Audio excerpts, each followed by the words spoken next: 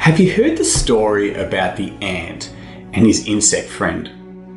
You see, every day the ant would walk from one tree to past another tree.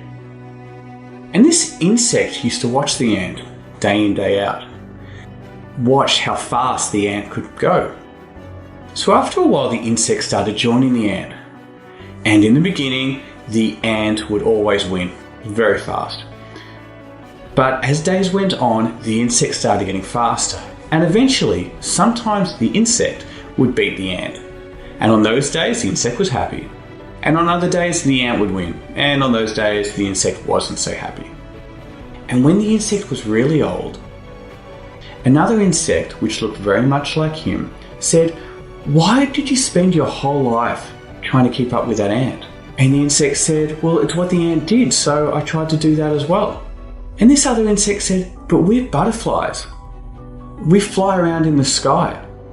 So this butterfly that has spent its life following this ant and trying to do what this ant did well should have been flying in the sky doing what it could have done well. But because he compared himself so much to the ant, he wanted to do what the ant could do well. So what can we learn from this?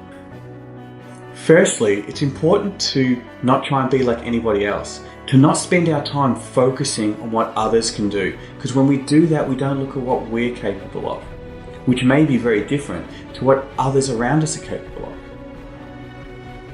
The second thing to keep in mind is that we often only are consciously using a very small percentage of our brain. And with that small percentage, there are many, many things we can learn and do. It's limitless what we can learn and do. When we want to do something and we feel like somebody else can do it better than us, just remember that we do many, many, many different things across our lives.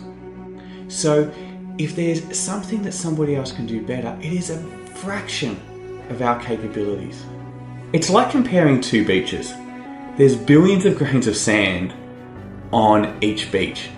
And if we were to pick up one grain of sand on one of the beaches and knock a little bit off it and throw it back down, would that beach be any less than the other beach?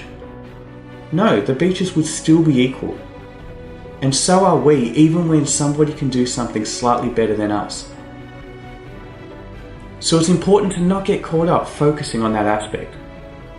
It's also important to remember that something that somebody's really good at may be useful now, but it may not have been useful 1,000 years ago, or that skill may not be all that useful in 1,000 years to come. It just happens to be useful now. So we shouldn't set our own value based upon what others can do right now. We also need to keep in mind the work that somebody might have done to be able to do that. They may be at a different stage of their journey than we are. We may be just starting out at something and we're comparing ourselves to somebody who's been doing something for a long time. So the next time you find yourself comparing yourself to somebody else, remember that's what works well for their life. You need to do what works well for your life. And by focusing on you, you give yourself the best chance of succeeding at what you want to do, not at what other people want to do.